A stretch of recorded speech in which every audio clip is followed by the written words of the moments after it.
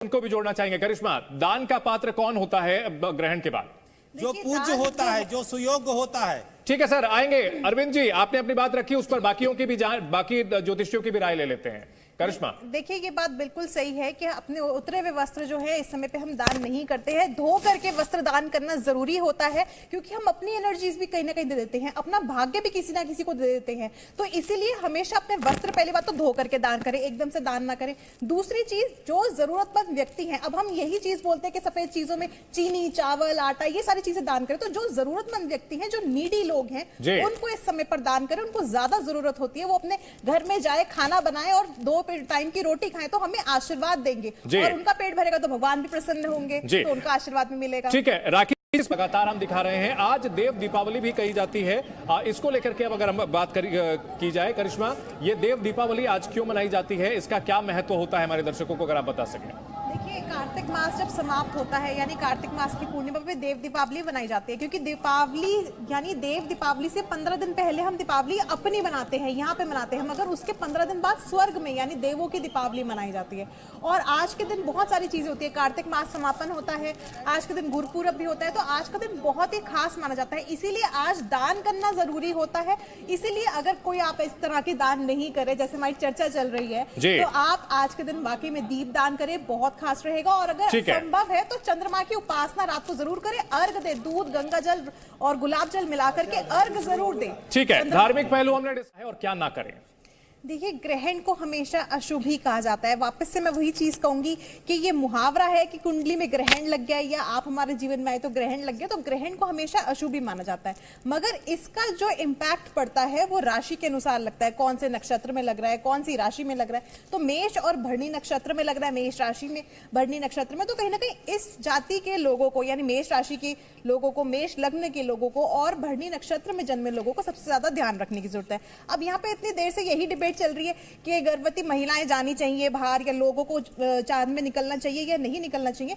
गर्भवती महिलाओं का सबसे ज्यादा इंपॉर्टेंट होता है, हम भी बाहर बैठे हैं इस समय पे, हम भी अपने घरों से बाहर ही बैठे हैं, तो कोई इतनी आपको तकलीफ की जरूरत नहीं है। मगर जो गर्भवती महिला होती है, क्योंकि उनके गर्भ में संतान होती है, हमें सबसे पहले आने वाली संतान का ख्याल रखना है। इसीलिए हम सबसे ज्यादा कहते हैं कि गर्भवती महिलाओं को इस समय पे ध्यान रखना चाहिए। चंद्रमा या सूरज की रोशनी में नहीं आना चाहिए, जब सूर्य ग्रहण पड़ता है तो भी और चंद्र ग्रहण पड़ता है तो भी, क्योंकि कहीं ना कहीं ऑटिस्टिक होने का या और भी बहुत सारी चीजें होने का बच्चे पे प्रभाव पड़ता है। इसलिए इस समय पे सिर्फ भगवान को याद करना चाहिए। जी राखी, कोशिश ये कर सकते हैं कि हर एक जो राशि होती है उसके जातक को आप चुन लें और उसको क्या करना चाहिए उसके बारे में आप विस्तार से बता सकते हैं।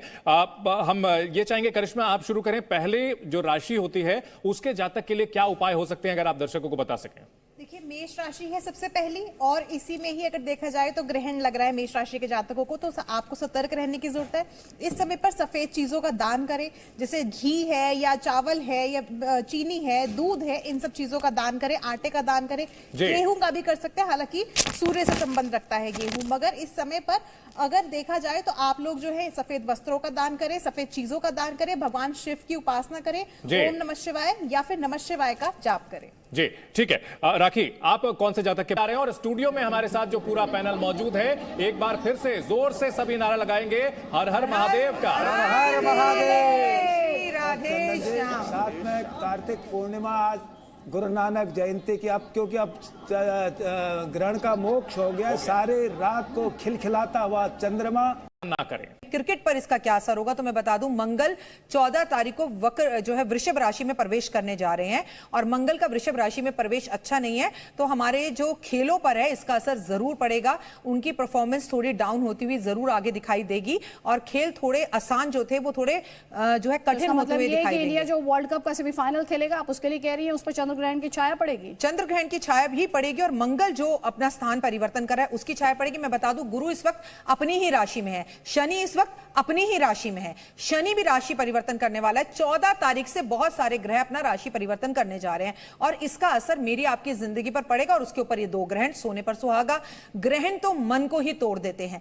ग्रहण तो कहते हैं ना, इस व्यक्ति के तो जीवन में ही ग्रहण लगा हुआ है, जब से मेरी तुमसे शादी हुई मेरा जीवन ग्रहण बन गया है। तो ये तो कहावतें हमारे बुजुर्ग बनाकर चले गए। जो ग्रहण शब्द है वो कहीं ना कहीं नकारात्मक है, और ये जो प्रभु बेला चल रही है ये इतनी खूबसूरत बेला है कि इसमें अपने लिए नहीं, देश और दुनिया के लिए भी। चश्मा यहाँ पर जब ये डिस्कशन हो रहा है तो एक और सवाल जो लोगों के जहन में आएगा वो ये कि भारत में तो हम मंत्रोच्चार की बात कर रहे हैं, जाप करने की बात कर रहे हैं, आस्था अपने अपने प्रमाण रखती है, लेकिन जो बाकी की दुनिया है जो इस मोड पर नहीं जाती है, वो कैसे इसका जो दुष्प्रभाव है उसे कैसे हैंडल कर पाती है? देखिए, अगर हम इस सवाल की बात करते हैं, मगर सबसे पहले मैं क्रिकेट पे ही आऊंगी क्योंकि क्रिकेट पे ही ये चीज़ खत्म हुई थी। जैसे राखी जी ने बताया कि 14 तारीख के बाद जो है ये सारी चीज़ों का ट्रांजिट होगा, जो ग्रह हैं उनके ट्रांजिट होंगे, मगर 13 तारीख को ही हमारा जो है वर्ल्ड कप होने वाला है। और अभी देखा जाए तो इंडिया सेमीफाइनल्स में आ चुकी है। और जहां तक मेरा, अगर मैं अपने प्रेडिक्शंस की बात करूं तो मुझे लगता है ये जो ग्रहण है, भले ही ये ग्रहण है, भले ही ये नकारात्मक हो, मगर इंडिया के लिए बहुत अच्छा साबित हो सकता है। इंडिया के काफी हद तक चांसेस बन रहे हैं ये वर्ल्ड कप। नहीं, मैं थोड़ा सा कंफ्यूज हुई। अभी राखी जी ने कहा कि इसका हमारे खेलों पर दुष्प्रभाव पड़ेगा, आप ये कह रही हैं कि खेल पर दुष्प्रभाव नहीं पड़ेगा? जी, मैं यही कहूंगी कि खेलों पे दुष्प्रभाव नहीं पड़ेगा और काफी हद तक ये जो ग्रहण होगा बहुत अच्छा भी हो सकता है हमारे इंडिया के लिए। इंडिया इस बार वर्ल्ड कप ला सकती है, बहुत अच्छे स्ट्रॉन्ग चांसेस हैं। और यहाँ पे अगर आपको इसका आधार क्या लगता है? मैं इसके आधार पे कहूंगी क्योंकि जैसे राखी जी ने कहा कि 14 तारीख के बाद जो है सभी ग्रहों का परिवर्तन होगा, मगर जो ग्रह का परिवर्तन होगा वो 14 तारीख को होगा। जो खेल है हमारा, जो मैच होगा वो 13 तारीख को होगा, ग्रहों के परिवर्तन होने से पहले। तो इसीलिए कहीं ना कहीं बहुत अच्छा उसका इम्पैक्ट रहे।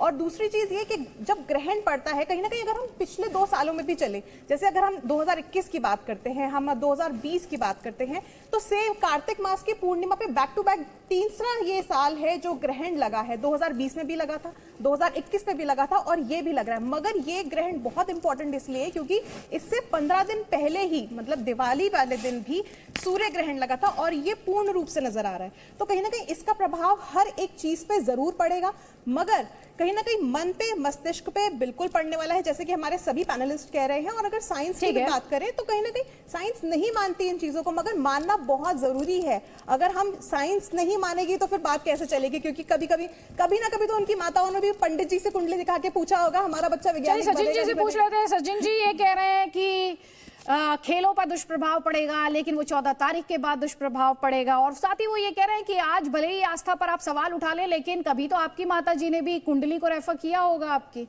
बहुत बढ़िया बात कही इन्होंने, और मैं एक्चुअली अच्छा हुआ कि ये बात सामने आ गई। मैं भी एक हिंदू परिवार में बड़ा हुआ हूं और आपको एक बड़ा सिंपल सा कारण बताता हूं कि क्यों मानसिकता बदल जाती है। मेरे पिताजी पुलिस में थे और सन 1983 के ग्रहण में ये भी मानना पड़ेगा कि